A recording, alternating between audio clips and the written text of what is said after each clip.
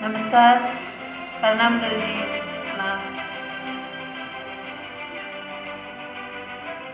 क्या कहूँ मैं,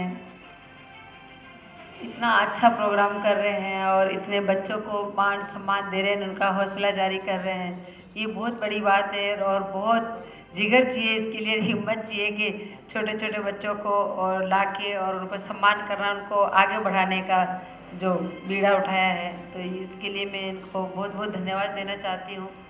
और बस हम भी इसी तरीके से काई न काई किसी न किसी के आशीर्वाद से आगे निकले हैं। तो इस तरीके से आशीर्वाद अगर मिलता रहता है तो बच्चे आगे निकलते हैं और उनकी हिम्मत बढ़ती है। एक इनाम और गिफ्ट और ये सारी चीज़ें मिलती है, अवार्ड भी मिलता है। पर इसकी जो मेन जो रीज़न होता है वो ये होता है कि उनको एक कदम और आगे बढ़ने का मौका मिलता है और वो बच्चे आगे और बढ़ते हैं इसी तरीके से मान सम्मान पाके। मैं थोड़ा सा मेरे बारे में बता देती हूँ। हम लोग सपेरा लोग हैं, कालबेलिया लोग जिनको बोलते हैं आप, आज कालबेलिया बोलने लगे हैं। वैसे हम लोग सपेरा हैं, गुरु कनिपानाथ जी के शिष्य हैं और हम नाथ पंथ में हैं और नाथ हैं। हमारे शुरू से एक प्रथा बनाई हुई थी कि लड़कियों को नहीं रखना है और जंगल में रहते हैं, सांपों को नचा के पेट भरते हैं, घर घर जाके भीख मांगते हैं। और गरीबाई का कारण है कि रहने की जगह होती नहीं है, तो खाने को कुछ मिलता नहीं है, तो मांगते, अगर मांग के लिया है तो खा लिया, नहीं तो भूखे सो गए। तो इस तरीके से सदियों से जब से दुनिया बसी, हमारा भी समाज है, लेकिन हमारा लापता लोग हैं, हम लोग कोई पता नहीं, आज यहाँ कल वहाँ परसों वहाँ, यहाँ डेरे लग के घूमते थे, घूमतू समाज से हैं हम लोग। तो हमारे एक प्रथा बना दी कि बेटियों को नहीं रखना है ज़्यादा, क्योंकि बेटी अगर रखेंगे तो उनकी शादी भी करनी है, उनके घर में उनको कुछ देना भी है। अगर नीच ऊंच हो जाता है कुछ तो 7 पीढ़ी का कलंक लग जाता है कि फलाने की पोती, फलाने की दोती, फलाने की बेटी, उसने ये किया। तो इस डर से एक प्रथा बनाई कि बेटी जो होती है, चाहे एक बेटी रख लो, आंगन कमारा नहीं रहे, बाकी जो बेटियां होती है उनको जिंदा जमीन में गाड़ दो और जहाँ से जिस दुनिया से आती है उसी दुनिया में वापस भेज दो। तो इस तरीके से ये सोच थी, ये प्रथा बना रखी थी हमारे समाज में। कोई तो बिल्कुल ही नहीं रखते थे बेटियां। तो इस तरीके से हमारे घर में ये जब 7वें नंबर पे मैं हुई, पर मेरे पापा कुछ हटके हमारे समाज में अलग से थे। पापा माता चामुंडा के पुजारी थे। पापा ने ये कहा कि नहीं, मैं तुम्हारी ये प्रथा के ये जो रिवाज बना रखा है इसका मैं फॉलो नहीं कर सकता और नहीं मैं इसमें शामिल हूँ। जिस माँ के पेट से जन्म लेते हैं, जिस धरती माता पे रहते हैं, जिस माता चामुंडा, दुर्गा, सरस्वती, संगीत के लिए, धन पाने के लिए आप लक्ष्मी की पूजा करते हैं, और उसी माता को आप अगर आप जमीन में गाड़ देते हैं, जिंदा ही उनको मार देते हैं, तो फिर आप जन्म लेते हैं कि हम जन्म लेना चाहते हैं। मर्द एक कहता है कि हमारे बेटा होना चाहिए। अगर माँ ही नहीं रहेगी तो बेटा कहाँ से होगा? माँ होगी तभी तो बेटा होगा।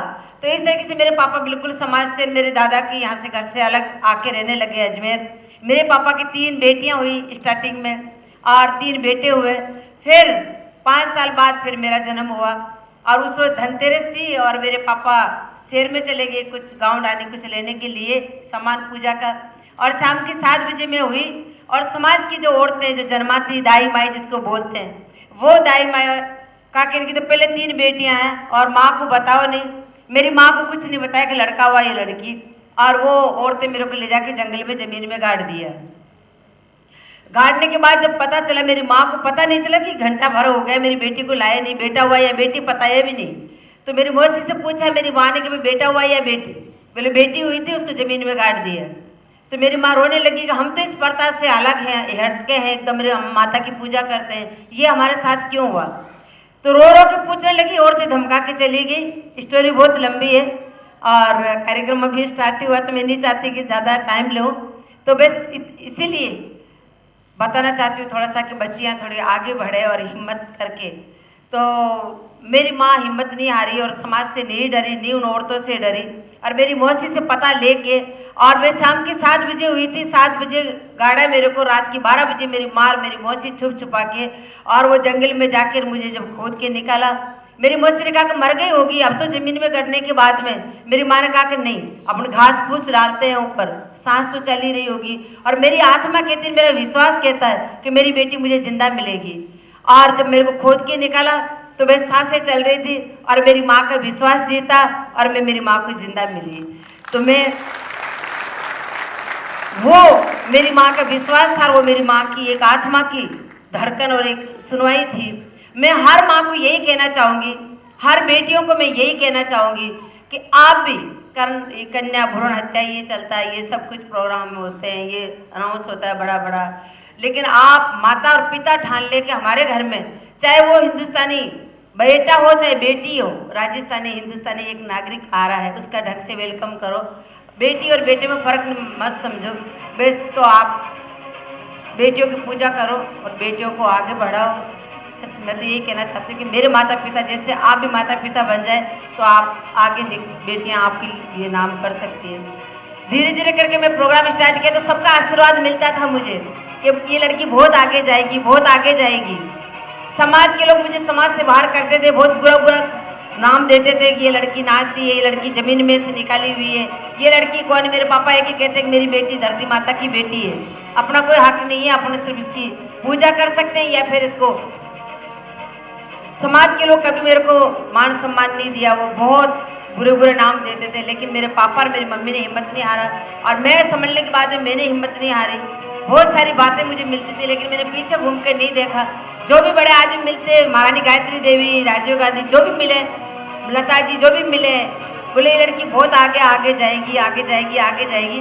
आगे आगे के चक्कर में मैं 165 कंट्री जा चुकी हूँ और उसी बड़ी लिखी नहीं हूँ मैं, और उसी आगे आगे के चक्कर में मेरे को 2016 में भारत सरकार ने पद्मश्री देके सम्मानित किया है। और बस उसी आगे आगे के चक्कर में मैं आगे ही निकलना चाहती हूँ। आगे सब लोगों को मैं ये कहती हूँ कि पीछे घूम के मत देखो, पीछे दुश्मन होते हैं, आसपास में बहुत गंदे लोग होते हैं, लेकिन जो सामने है ना वो भगवान है।